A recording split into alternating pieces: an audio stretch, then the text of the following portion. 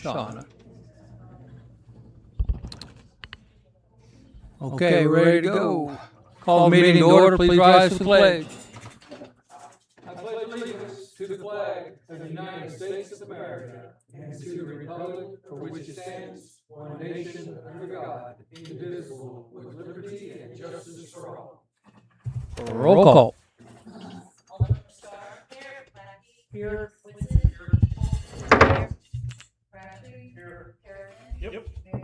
Here. All right, very good. Welcome all visitors out there. Thanks for coming out. Move right into the consent agenda. There was no finance committee meeting, so I would just take a motion to approve the consent agenda.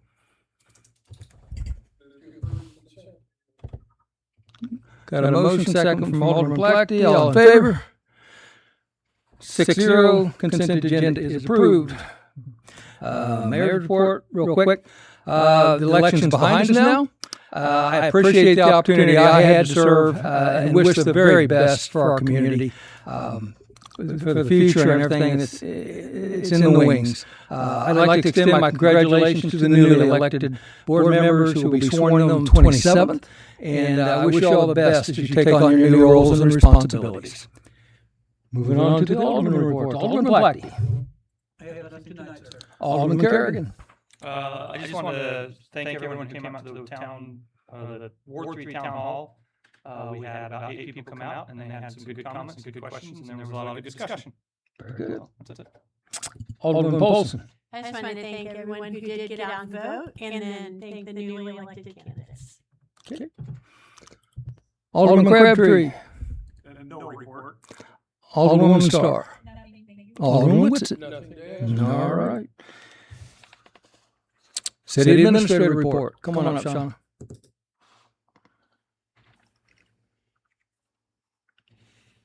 Good evening. Good evening, Mayor and Board of Aldermen. We're playing with our microphones a little bit today. The problem that we're facing is when we live stream and the volume's up in this room on our mics, it echoes virtually. So we've turned down the microphones, so that requires everyone to speak up a little bit into our microphones. So just a caveat. Okay, so starting with the Parks and Recreation Department, we have, we're currently open for pool parties, so for City of Odessa residents. So if any City of Odessa residents would like to schedule a pool party for this summer, they have until Wednesday, and then on Thursday it will open up to everyone else. So if you haven't done so, make sure you get that done before those dates are all reserved.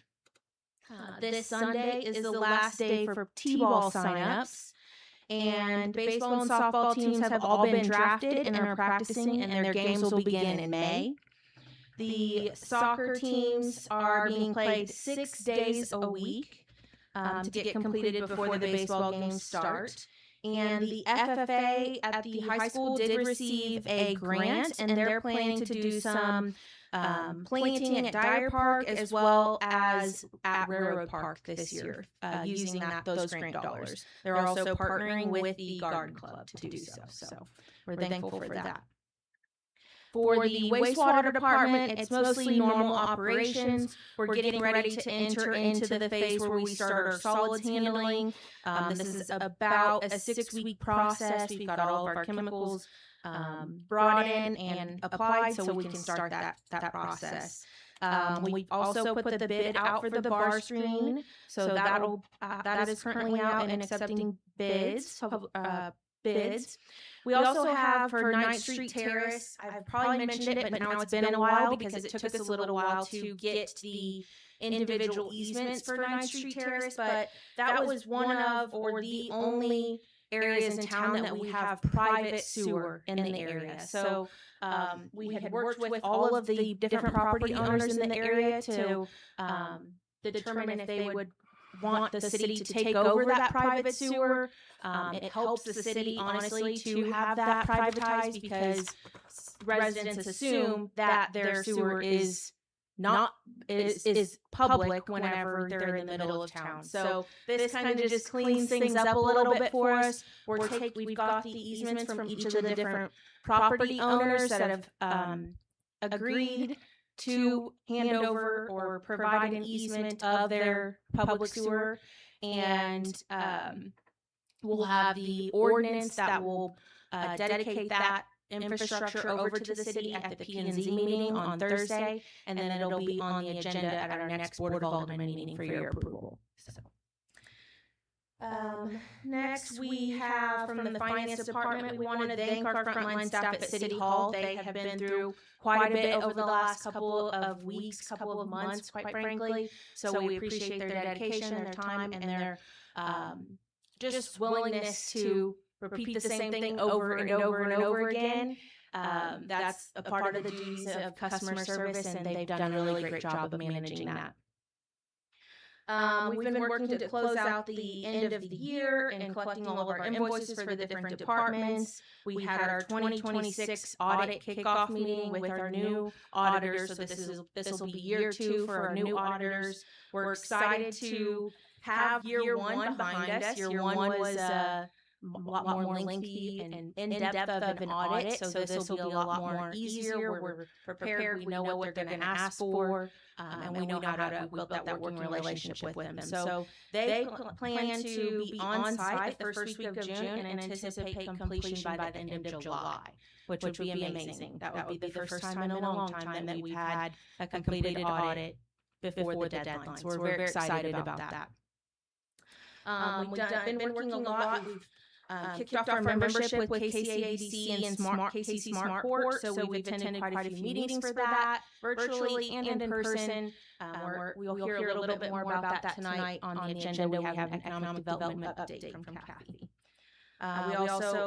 Kathy's been working to get those RFPs out. We have the trash bar screen for wastewater, and then we have one for the wire for downtown for the electric department. And then we have the street department building. That contract's been finalized. And then, of course, we're all hands on deck working to make sure that the sidewalk project goes as seamlessly as possible. For communications, Leslie's been working on a first quarter insight for the calendar year. Leslie did so much for us during the last 2 months. We've had more interactions. While they may have been more negative than normal, we've had more interactions and more communication through social media than we ever have had before, and that's thanks to Leslie. So we're very appreciative to have had the opportunity to be there and answer those questions for our residents, no matter what the question was. And she was that person for us. So we're very, very, very thankful. For the police department, it is 911 Dispatch Telecommuters Week, so we showed our appreciation to those serving us at the city of Higginsville, at the 911 Dispatch Center. So Josh thanked them for the work that they do for our officers and for our community. We did have a meeting with MoDOT, and one of the things that they did announce to us is that the commuter lot will be closed from now through 2027. Really no end date in sight. So it's just kind of indefinitely closed right now as they go through the project.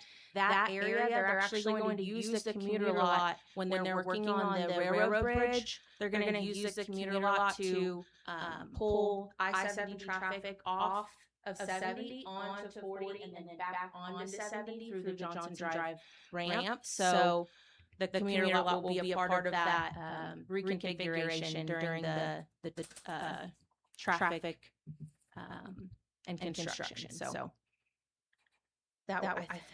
it was open today. They did say, I think it started today, but I did see that it was still open today. So sometime this week we anticipate full closure of the commuter lot.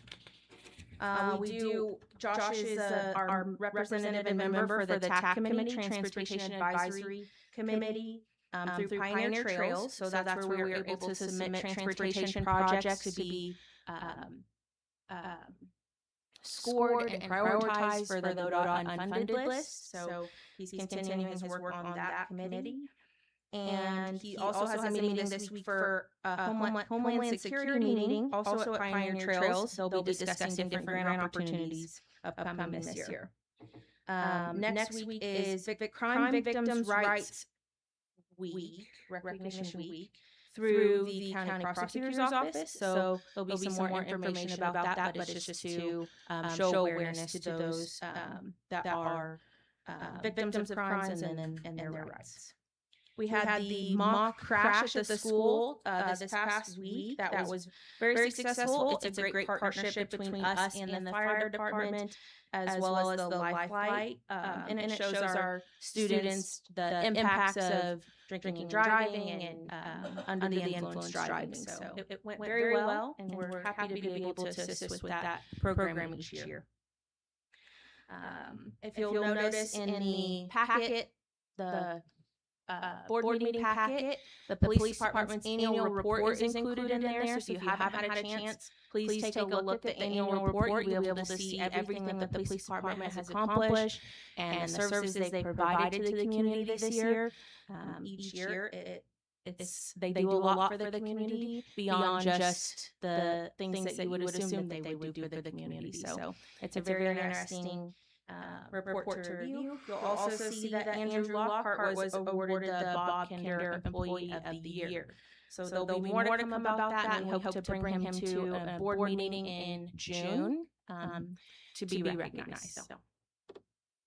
Code enforcement cases are picking up as the nicer weather arrives, I guess. And we'll be posting some social media and awareness posts about mowing and cutting grass. That's one of our major ticket items whenever it comes to code enforcement in this season, if you will. So, animal control, as code enforcement picks up, unfortunately, animal control also picks up. And as you know, those are a split position. So one person is responsible for both animal control and code enforcement. So Galen is doing a really great job of managing and balancing both priorities, but we have seen an uptick of animals that are abandoned in Odessa and have to seek shelter at the animal control facility. And luckily, we have been able to get all of the animals that have been through adopted in a reasonable amount of time. So we don't have any municipal court tomorrow, so this was a planned. We originally planned at the beginning of the year that we would not have court in April due to a conflict with the judge. So just a reminder, there's no municipal court tomorrow. We do have the RFP that was approved with the budget for the animal control building. That RFP is currently out for bid as we speak. For the electric department, we do have a need for possibly a new transformer for one of the old tornado sirens. That'll be a discussion that we'll discuss with the board to see on how you guys would like to move forward. It's one of those sirens that is not needed for the overall coverage, but it would be kind of your decision if you want us to move forward with a repair for the damage. We also have the Taco Bell project. We're calling it the Taco Bell project, but it is to bring the overhead electricity behind Taco Bell underground. So we're still planning to get that done here soon. And then we're working with Advance to upgrade their transformer. We are finalizing everything for Rodmacher. The electric department has also been working to bring some conduit underground at Dyer Park for a larger future project. And then we also have the downtown project where the electric department plays a pretty large role in that project, just in the sense that as the cat excavation team moves from phase to phase, our crew will come in and install the new light poles and bollards. And before they enter the next phase, we'll take down our old light poles and all the infrastructure for the old light poles. So they're ready for each phase transition period for each phase, and they're planning to start taking down the next phase, which is the northeast quadrant, here in the next week, which means cat excavation is right behind them to move on to the next area. For water and wastewater, we plan on replacing the motor on the scraper at the water plant this week. We have 2 water services to install for the Hill project, residential project. And then we're working to make sure we have proper communication to those who would be utilizing the water cells at the at the street building, just to make sure that they're aware that there will be a transition period where those water cells will not be available while the new building is being constructed. For community development, Jenny has been working on updating our current zoning map. So the last time our zoning map was updated was in 2019. So we're working in partnership with Pioneer Trails, where Jenny's doing all of the research for the historic rezones, providing those to Pioneer Trails, and then they can update our map so we can have that in both our GIS and on our website in a digital format. So we're excited to have that long-needed, long-awaited project up to date. We also have scheduled a meeting with our local developer community to discuss some of the changes that are in the budget this year, and then discuss some of the changes that we're proposing for the upcoming fiscal year, which include adopting a newer building code greater than the one that we have, which is currently 2012. So we just want to have a meeting with them, get a better understanding of their wants and needs before we completely deep dive into that next step of the project. We do have on the agenda, we have the 2 rezonings plus the 9th Street sewer easement on the upcoming planning and zoning meeting this week. We do have a special meeting planned. So during our last planning and zoning meeting, we were talking about parking. So that was a topic that the planning and zoning requested that we discuss. During that meeting, we realized that we've actually been allowing for single-family residential parking that didn't align with our code. So we were allowing for just 2 units of parking per single-family residential, when our code actually described it as two garage parking spaces per single-family home. So you've seen we have quite a few new houses that have gone in that are 1-car garages, which are not in compliance. So we've called a special meeting so we can try to get that fixed. The Planning and Zoning Commission, as they were talking about it, they were wanting to reel it back from the 2 garage parking spots to just 2 parking spots. So we're going to propose that to P&Z for their discussion at the special meeting, and then try to get that in front of you guys at the next Board of Aldermen meeting, because it has such a high impact on our developers and our builders. For administration, we met with MoDOT this past week to get an update on the I-70 project. That meeting went very well, and we've also been, like I said, working on the different planning and zoning ordinance changes, 1 including the storage and shipping containers, and 2 being the parking and zoning, or parking issues, or parking ordinance changes. So we've been working to make those improvements. Also working on the electric rate study. We have bi-weekly meetings with all of our different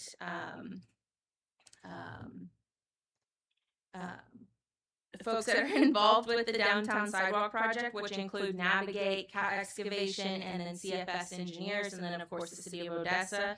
So that project, it's honestly blowing my mind every time we talk to them about how quickly they are able to get through this project. It just seems unfathomable to me. But as of tomorrow, they're planning to start pouring the curb and gutter. So they are moving right along. We're very happy that they're moving right along, and so far there's been no major hiccups. So we'll keep that same energy.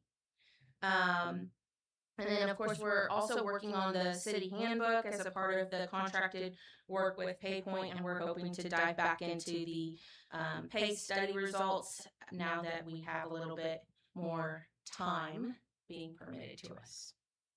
Somewhat. That's who you ask. Any questions? Okay. Thank you. Thanks, Shauna. Next up, we have a public hearing. This public hearing is regarding annexation/annex-02-0 2026/unaddressed property dash located along West Main Street slash parcel number 23-1-0-000-001.000 slash Bruce Bellington, Greenup Holdings LLC, property owner. We'll open the public hearing at 6:21. Would anyone like to speak at the public hearing? Seeing no one, I will close the public hearing at 6:22. Next up, public comments. Does anyone want to share any public comments today? Seeing none, we'll move along. No old business, going into new business. First up, proposed resolution number 2026-15 authorizing the mayor to sign the work authorization agreement with Algier Martin and Associates Incorporated and the City of Odessa for a 2026 electrical distribution system study. I would take a motion to approve. Make a motion to approve resolution 2026-15 system study test order. A second? Second. Alderman Whitsitt, seconds. We have a motion and a second. Is there any discussion? Alderman Plackey. What do we want to do? That's a good question.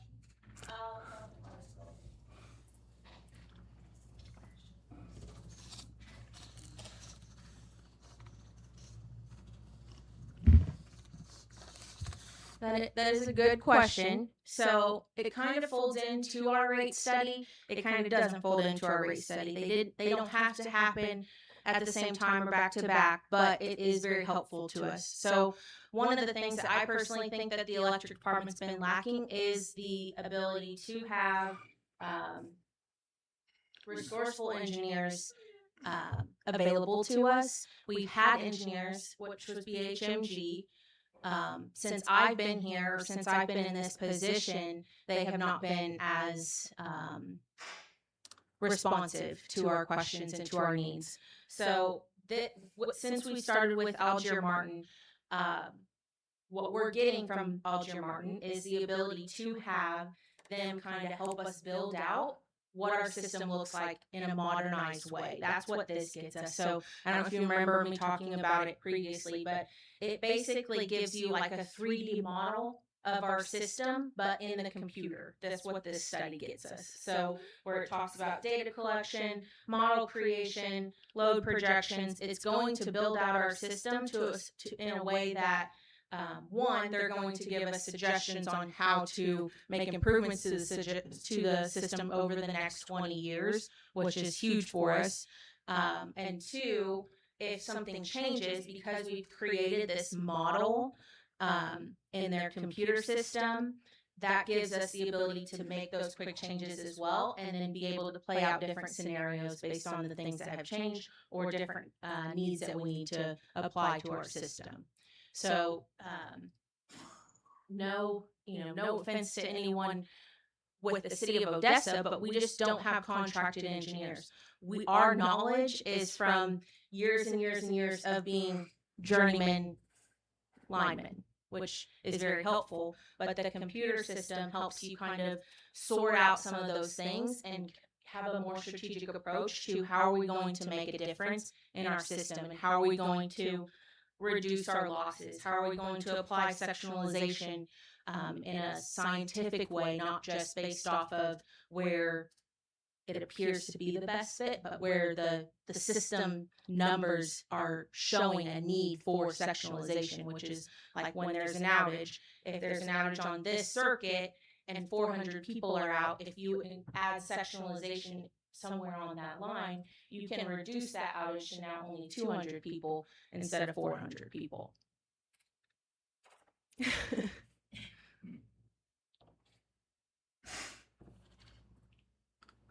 So this really isn't like cost analysis, this is more like mapping stuff and... It's not mapping. We already have our system mapped. It's more of like mapping from a load perspective.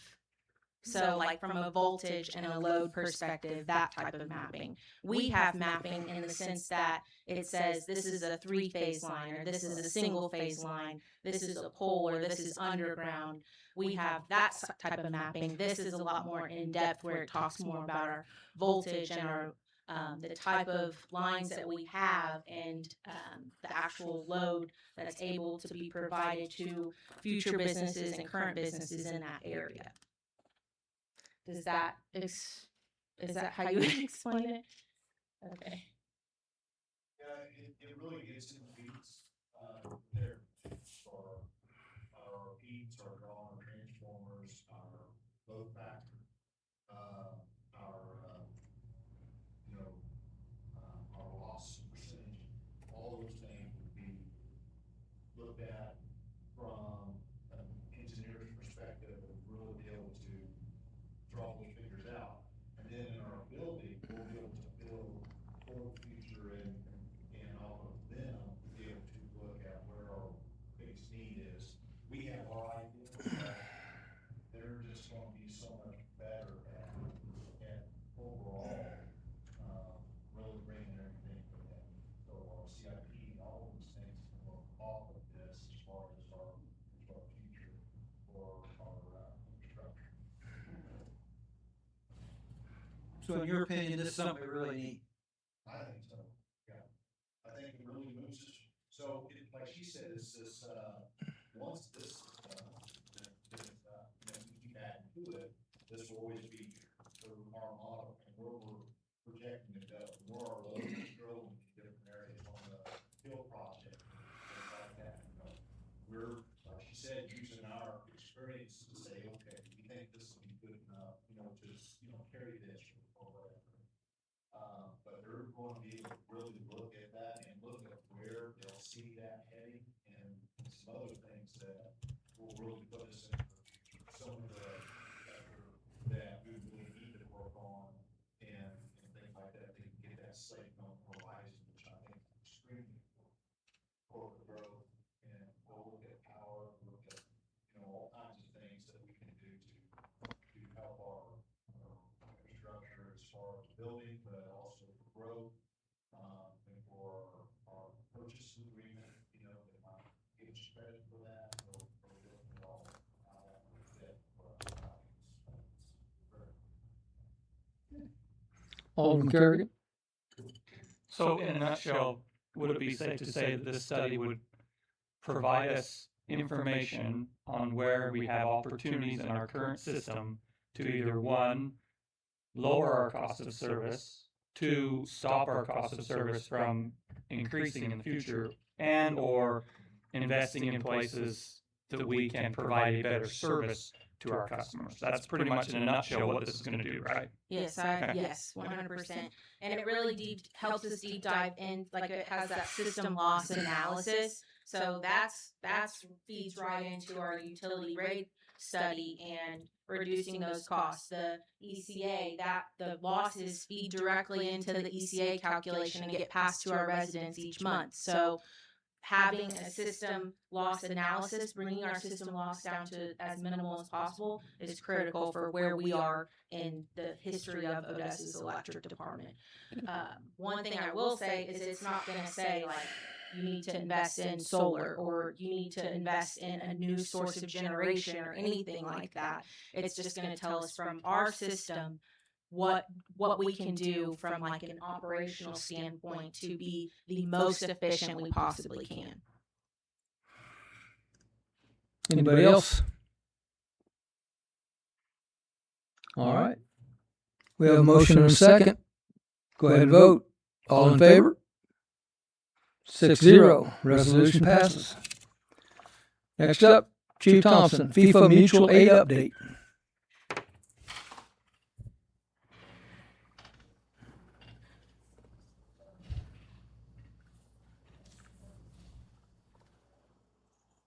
Good evening, everyone. You'll have to put up with my horses tonight. Sorry I couldn't be here at the last meeting. Dad duties, been watching my son run track. So Cody Smith joined you at that meeting, but he might not have had all the information available provide you with a good FIFA update. You know, you've heard it on the news, you've seen it in our own community, FIFA, right? There will be, Kansas City is one of 11 host cities between the United States, Mexico, and Canada. Kansas City is the only Midwest located FIFA World Cup destination, which will have a tremendous draw to the Kansas City metropolitan area. We're 59 days away from the start of, so just a little less than 2 months away from the start of this event. The event it'll bring folks to Lafayette County. It'll bring a lot of folks to Jackson County and the Kansas City metropolitan area. I've spoke to many residents here who have Airbnb or VRBO type of facilities. Our hotel is reserved out for that event. So that's just to show you the following that comes with FIFA. There are 78 total U.S.-based matches across all 11 host cities. Kansas City will get a quarterfinal in that event. They won't get a final, but they will get a quarterfinal, which will draw even more folks to the Kansas City area for that one event. All of the dates have been set for those events. Most of the 18 days for World Cup in the 18 working days for World Cup in the Kansas City area will be at either an event site like Arrowhead, where many of those matches will take place, at a practice facility that one of our Kansas City's also hosting 6 teams. So they might have assigned security forces for one of those sites. There'll be a fan fest at the World War I Museum and Memorial that will need security forces at. There was over $625 million designated through FEMA and Homeland Security for all of these 11 events. Kansas City is going to receive about $16 million of that funding. The majority of that is for security-related services. This was all authorized through the One Big Beautiful Bill Act in July 2025. That money has already been designated. The Department of Public Safety, Missouri Department of Public Safety, already has those funds allotted to them. They are the overseer for the Missouri funds for Kansas City, both on the Missouri and on the Kansas side. So Missouri DPS will handle those funds. All 78 events are SEER 1, and that's maybe not a term that many of you all might have heard, but what SEER is, especially event assessment ratings, so Homeland Security goes through, it would be like the Boston Marathon, or I came up with the Super Bowl. Those are all SEER 1 events for security-related purposes. Every one of the 78 events, including the ones at Kansas City that Kansas City is hosting, are SEER 1 events. That is why Kansas City asked for mutual aid assistance from surrounding law enforcement partners, not just in Missouri, but surrounding states as well. When I came and approached you all in September, I brought a board action report to issue a preliminary commitment to Kansas City PD. You all authorized that preliminary commitment. I explained to you that I would come back to you when I had updates. That took Kansas City a very long time to sort that out. We just had our meeting 2 weeks ago on how that's going to sort out. So the day I was going to come visit with you was literally days after that meeting. In that time, Captain Lisi and I have been able to find an adjusted schedule. One of our goals was to not take away from the services to our local community if we were going to assist Kansas City with their events. And we found a way to do that. We can do that. We have 7 officers willing to provide assistance to Kansas City at various times during that 5-week period that FIFA will be operating in the Kansas City metro area. Some of those assignments might be at an event, it might be at one of their practices, it could be a hotel assignment where security forces are asked to monitor the hotel that the teams are staying in. Some could be parking lots or transportation routes. There will be very limited parking in the Kansas City metro area. They have assigned parking for those that attend these events, and then they will bus those individuals in. So they will need security forces to assist with that part of the event. My goal today is to just explain at a very high level that we can accomplish this mission, that I have interested staff willing to assist Kansas City, but I also wanted to share with you some of the reasons why this is also a good thing for Odessa. I have young staff, and many of them, while I try to provide leadership opportunities for them, there's no better opportunity than this event to provide them with leadership enhancement. My young staff are good, well-trained police officers, but because we are out in the rural area, we sometimes lack the opportunities to provide them on-site leadership development. They can gain this experience in high-pressure situations, which they can bring back to situations that may occur in our jurisdiction or surrounding jurisdiction. They will also gain experience working with FEMA and DHS, Department of Homeland Security. Interoperability, I've had some of those experiences, many of my staff have not. I'll use Joplin Tornado as an example for interoperable communications. It didn't work. Well, FIFA gives us an opportunity to test what we've built since Joplin as far as the state goes for interoperable communications.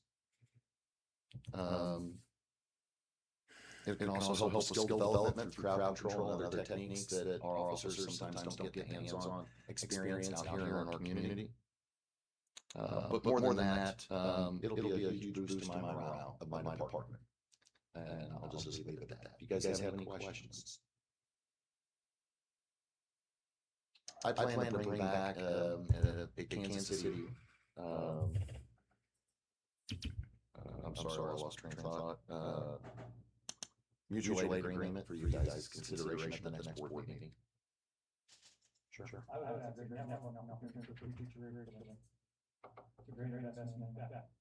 I want to retain them. I agree. Yes, sir.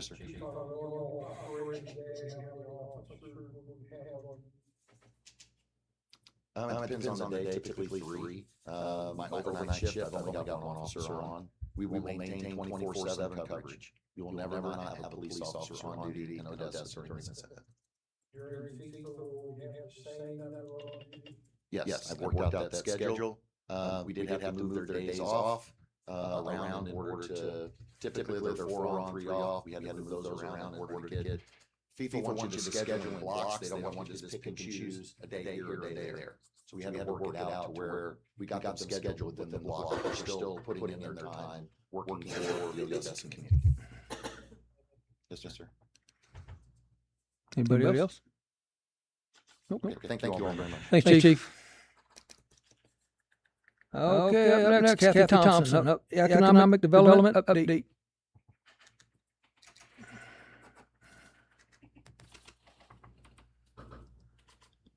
Since we were all sick of budget, let's talk economic development. That's a lot more fun. In your packets, the very last page of your packets, you see an economic development report. This will become a monthly report and part of your consent agenda. But I wanted to touch base with you, let you know the gears that we have shifted and how we're moving forward from an economic development standpoint. We have formed an internal economic development team consisting of Shauna, myself, Leslie Shire, and Jenny Neal. And we meet weekly to discuss how we're moving things forward for our community. When you think in terms of economic development, you want to think about recruiting businesses who we need businesses that are going to come set up shop in Odessa. we also need to work on retaining the businesses that we have. We want to make sure that, we want to make sure that any business that's here wants to stay here and that they want to grow here. We want anyone that is creating jobs in our community to create more jobs. And that's really what the job creation is, the basis of my opinion, what our economic development goals need to be. I love the fact that my children came back to Odessa and put down their roots. And I really, really hope that we can build a foundation that my grandchildren can do the same thing, that we're creating jobs locally, that we're retaining local jobs, and that we're expanding that footprint for the future of our community. Just a few of the things that we're working on. Leslie and Jenny are working really hard to get our webpage up to date. We're having an economic development portion of our website. They're working on the overall website to make it more informative, more user-friendly, and more accessible for people, because if a site selector is going, okay, I've decided I want to go somewhere, and they look at our website, they need to be able to get the information that they want. And so we're working to do that. As you know, we have a grocery initiative that we have started with the Chamber of Commerce a couple of years ago. We are working on updating that information so that we can actively recruit some grocery investment here. We need a grocery store in Badway, so we're working on that. And then we're also working with the downtown businesses. The sidewalk project is going to be hard on our local businesses, and we need to make sure that they know that we as community support them, that we're shopping local, that we put the messaging out that our downtown business is open for business during this project. We're also, Missouri has a new opportunity zone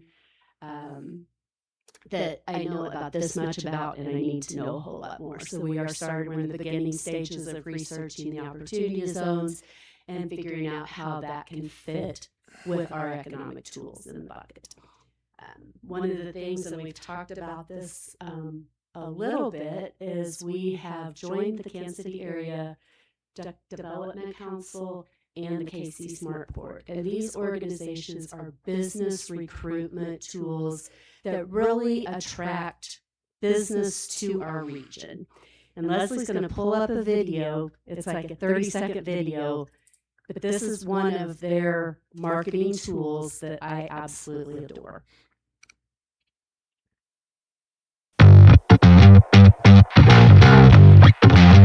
Where the country connects, Kansas City began. Rail lines converged. Roads stretched in every direction. Rivers carried goods. A place hardwired to make things and move them. Built by those who roll up their Where the country connects, Kansas City began.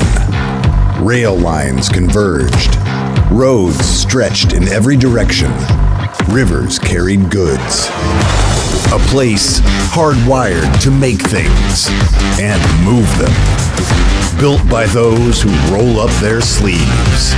Loyal to the work and committed to the craft.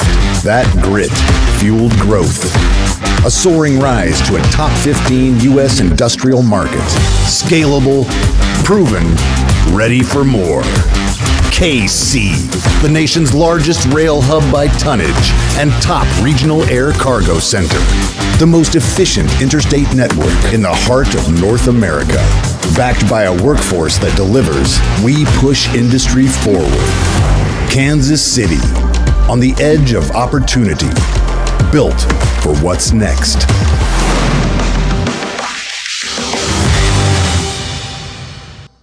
Do y'all get goosebumps? I get goosebumps. That gets me pumped. It's so nice to be partnering with an organization that is working hard to build the Kansas City region economically. And They've got a lot of experience. We've been able to go to a couple of meetings in the last couple of weeks. We were introduced at the Casey Smartport Board of Directors meeting, and I was able to speak to the group that was there. There was about probably 100 people at that meeting, and let them know that Odessa is open for business, that we are making a very strategic effort to attract business in the commercial and the industrial footprint. So, funny enough, I had a phone call the next day from Matt going, that really resonated with me. I'd like to reach out and meet you. One of the things that was discussed at that meeting, we did have a national site selector speak. And the little piece about where you can make a difference, I thought that resonated really well, not just for the region, but for Odessa. And the things that he said, and I'm just going to pull a couple of highlights out of here because you guys can all read and you don't need me to do that for you. He said, where can you make a difference as an individual, as a community, as a region? Where can you make a difference? And the first thing on his list was support your local officials. And I love that because we need that continuity of we are Odessa and we are moving things forward and we need to have that support. Electricity availability equals economic development. That's one of the things that I think the system study that you approved earlier tonight, the things that Troy's team are doing to make sure that we have the resources available from an infrastructure standpoint to attract those businesses. Being ambassadors for your community. Every person in this room is an ambassador for Odessa. If you are out somewhere and somebody says, "Where's Odessa and what's so special about you guys?" Let's spring it on them. You know, we are the first community of any size in Lafayette County. We're that first step out. Our taxes are cheaper than they are in our neighboring counties, so we're seeing a huge influx of households. What we need with those households are jobs and commercial to go along and support them. So we have have had a very economic development friendly board. I anticipate that will continue and that we can sing our song and tell them that we are open for business and that we do want them to develop, retain, and expand in our community. So, two other things. Couple of things to think about. Data centers, the components, I know everybody kind of cringes when you hear the word data center. I'm not going there.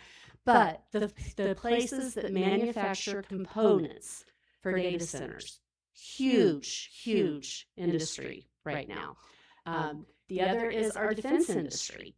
That's, we have a war going on, but even without the war, the defense industry is very much growing. So we need to think in terms of these are industries that are growing in the Midwest. How can we attract them to Odessa to grow here? Another thing that I thought was really interesting from another site selector that spoke at one of the meetings, but Mexico now has less expensive labor than China.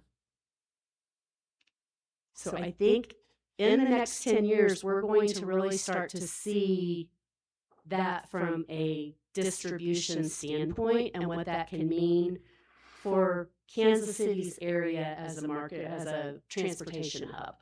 We've got the rail, we've got the roads, we've got the airport. We as Odessa are very strategically placed where we have an interstate and a railroad right here. So we need to be looking towards how we can do that. So I'll get off my thing. We can finish this meeting up. If you guys have any questions, I'd be happy to answer them, but this will be part of your consent agenda moving forward. Very good. Anybody? Okay. All right. Next scheduled meeting is Monday, April 27th, 6 o'clock, right here. Any of the board members have anything they want to put on a next or future agenda? There is none. All right. So with that, I will take a motion to adjourn. I make a motion to adjourn. Motion and a second. All in favor? 6-0. We are adjourned.